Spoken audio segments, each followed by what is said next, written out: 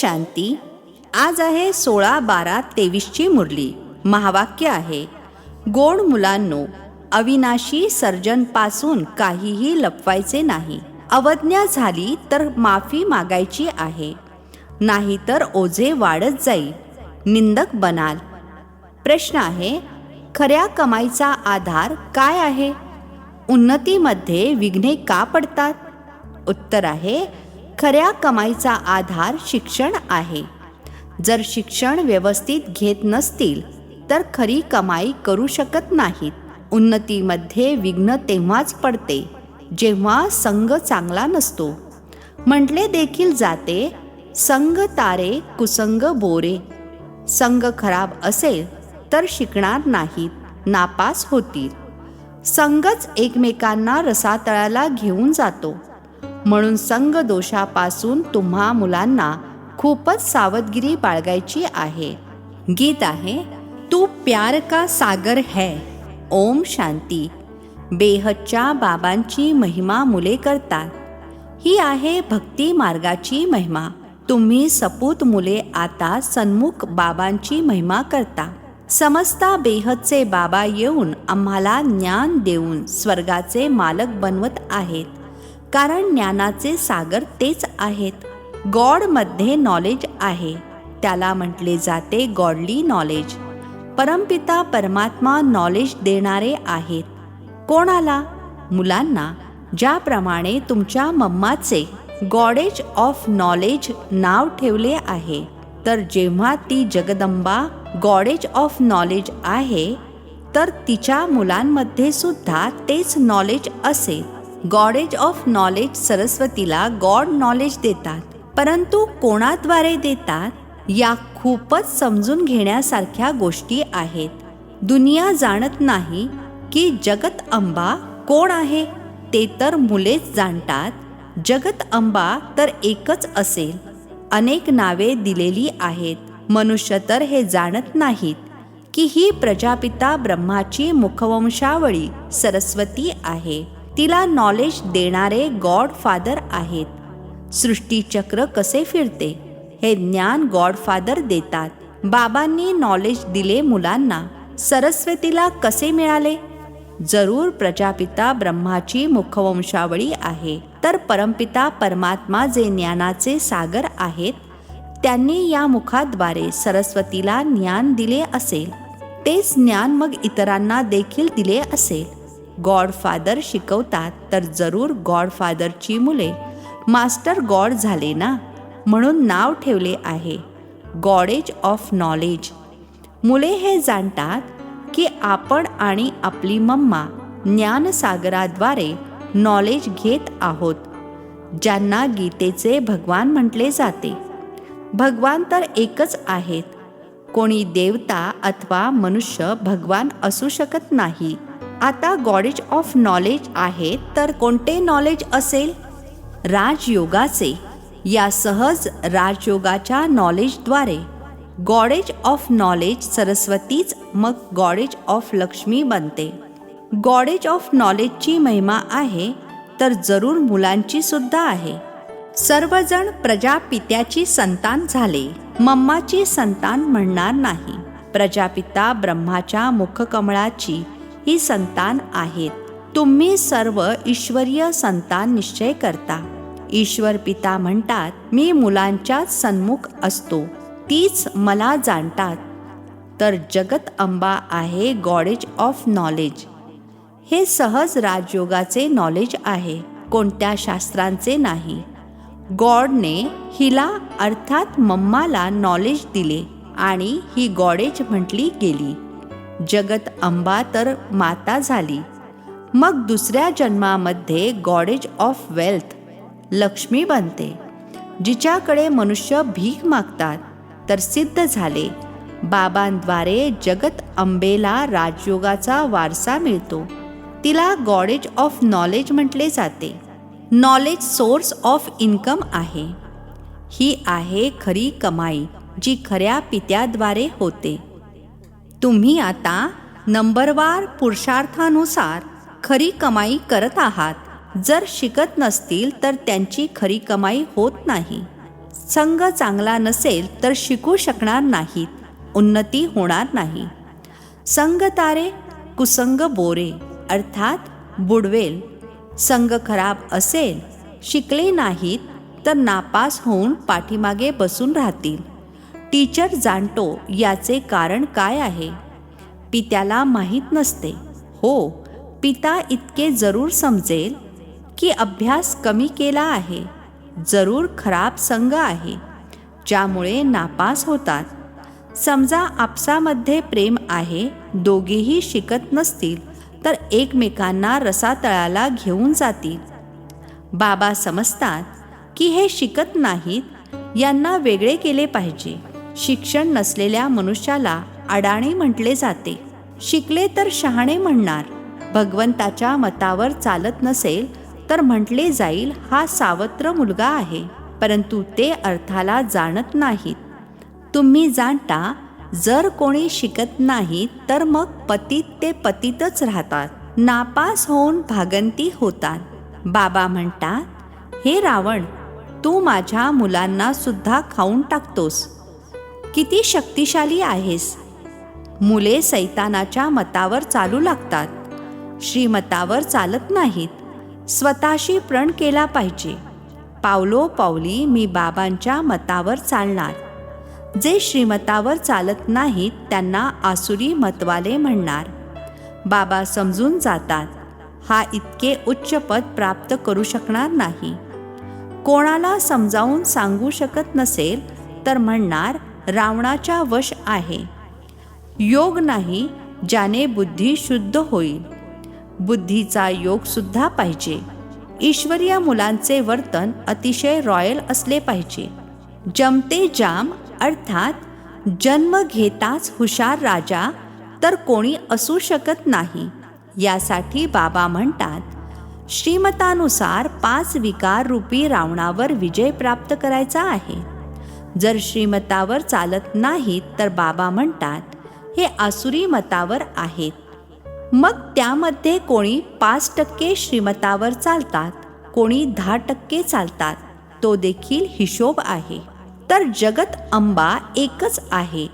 जगत अंबा आहे ब्रह्मा मुखवंशावळी सरस्वती, हे तिचे पूर्ण नाव आहे.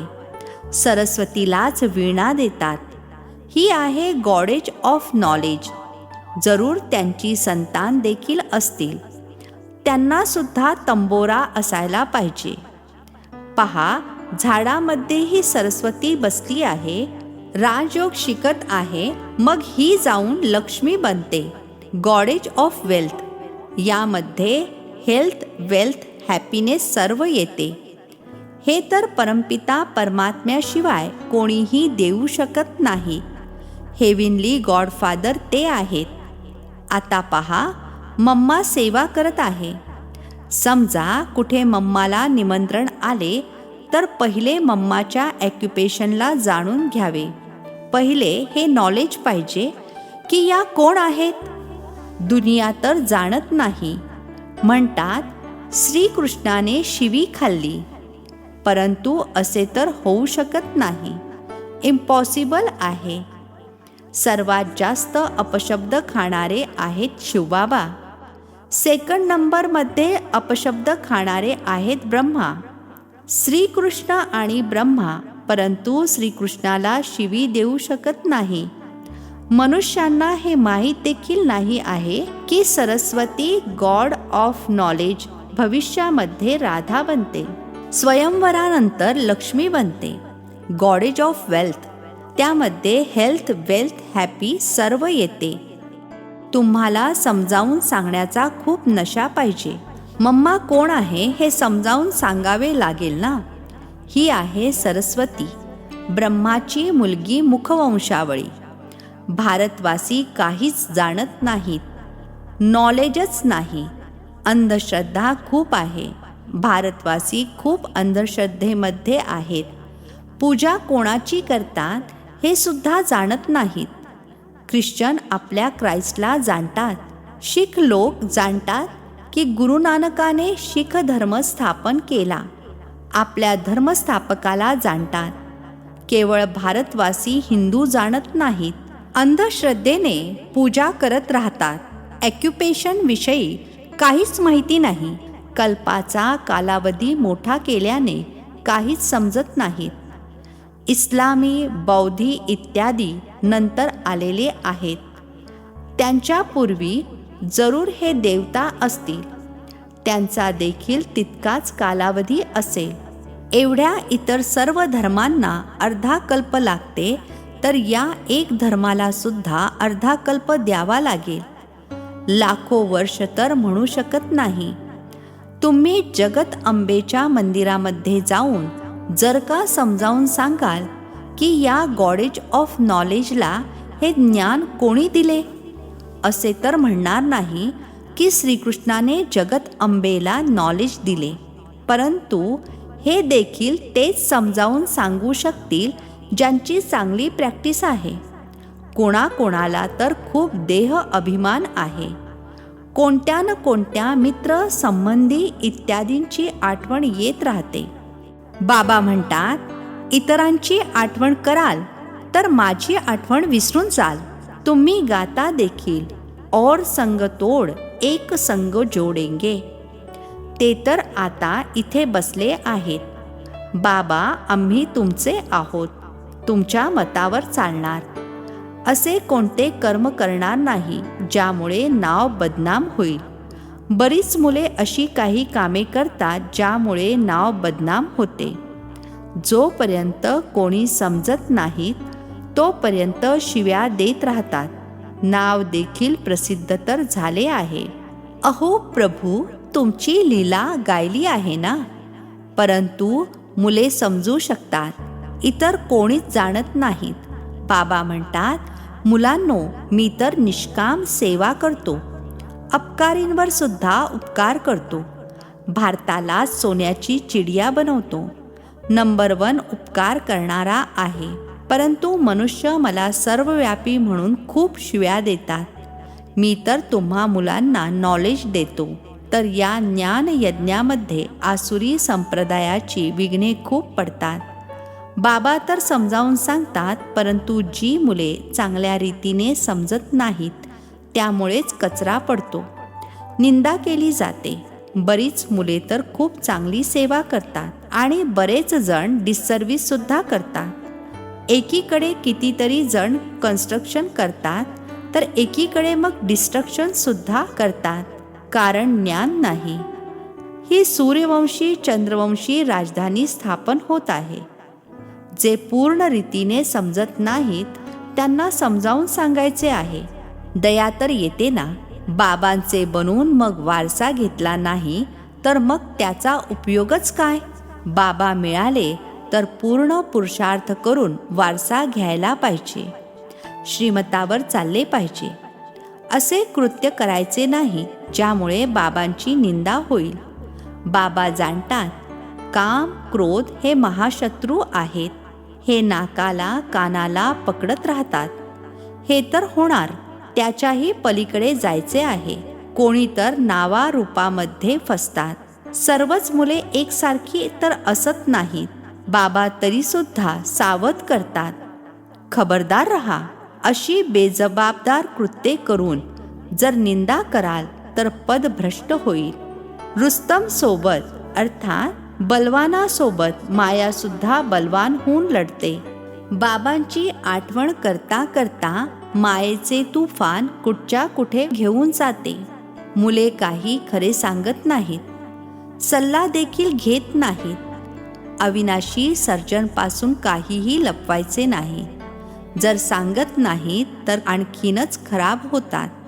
असे नाही, बाबा जानी जानन हार आहेत, सर्व काही जाणतात. नाही, तुम्ही जी अवज्ञा करता ती येऊन सांगा. शिवबाबा, माझ्याकडून ही चूक झाली आहे, माफी मागतो. माफी मागितली नाही तर आणखीनच चुका होत राहतील. म्हणजे आपल्याच डोक्यावरील पाप वाढवत राहता.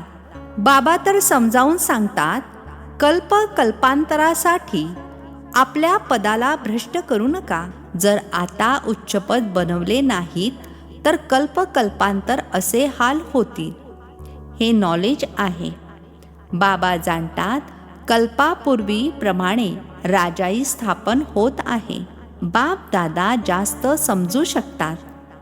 हा अर्थात ब्रह्मा बाबा तरीही मुरब्बी बच्चा आहे. मातांची महिमा वाढवायची आहे. मातांना पुढे ठेवले जाते. बाबा गोपांना समजावतात की मातांना पुढे करा. गोप देखील खूप सर्व्हिस करू शकतात. चित्र घेऊन समजावून सांगा. उच्च ते उच्च हे भगवान आहेत. मग आहेत त्रिमूर्ती ब्रह्मा विष्णू शंकर. त्याच्यामध्ये देखील उच्च कोण आहेत? कोणाचे नाव आहे? सर्व म्हणतील प्रजापिता ब्रह्मा, ज्यांच्याद्वारे वारसा मिळतो. शंकर किंवा विष्णूला पिता म्हणणार नाही. त्यांच्याकडून कोणता वारसा मिळत नाही. प्रजापिता ब्रह्मा यांना म्हटले जाते. यांच्याद्वारे कोणता वारसा मिळतो? ब्रह्मा आहे शिवबाबांचा मुलगा. शिवबाबा आहेत ज्ञानाचे सागर. हेवन अर्थात स्वर्ग स्थापन करणारे. तर जरूर हेवनसाठी शिक्षण मिळते. हे राजयोगासाठी मत आहे. ब्रह्माद्वारे बाबा श्रीमत देतात. हे आहे देवता बनण्यासाठी. Brahma Kumari so Shri Lakshmi goddess of wealth. ते ब्राह्मण, ते देवी देवता. निराकारी दुनियेमध्ये सर्व आत्मे आहेत. बाबा मुलांना समजावून तर खूप सांगतात, परंतु समजणारेच कोणी समजतील. मनुष्य तर अंधश्रद्धेने संन्यासी गुरूंचे फॉलोअर्स बनतात.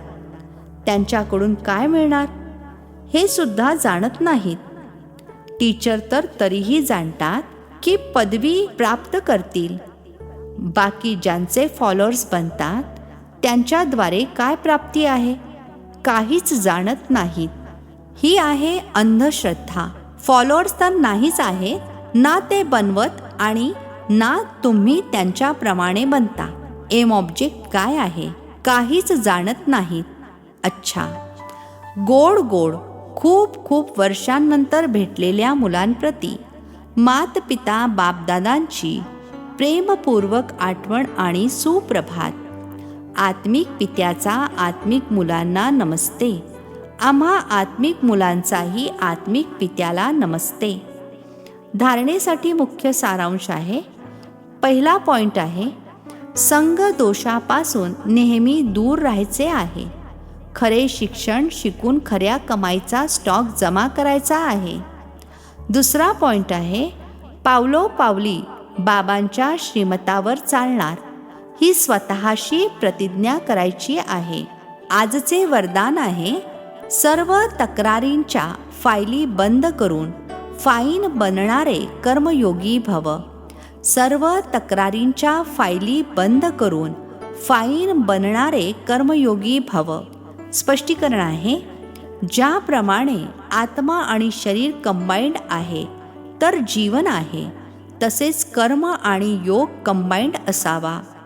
2-3 तास योग लावणारे योगी नाही, परंतु योगी जीवनवाले. त्यांचा योग स्वतः आणि सहज असतो.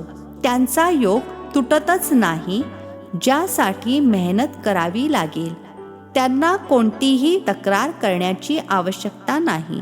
आठवणीमध्ये राहिल्याने सर्व कार्य स्वतः सफल होतात.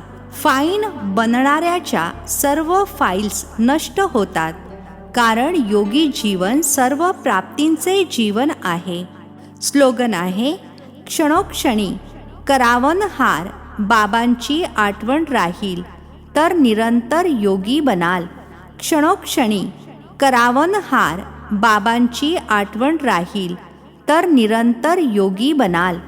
अच्छा, ओम शांती. नवनवीन मराठी व्हिडिओज प्राप्त करण्यासाठी सबस्क्राईब करा मराठी गॉड रिपोर्ट चॅनलला.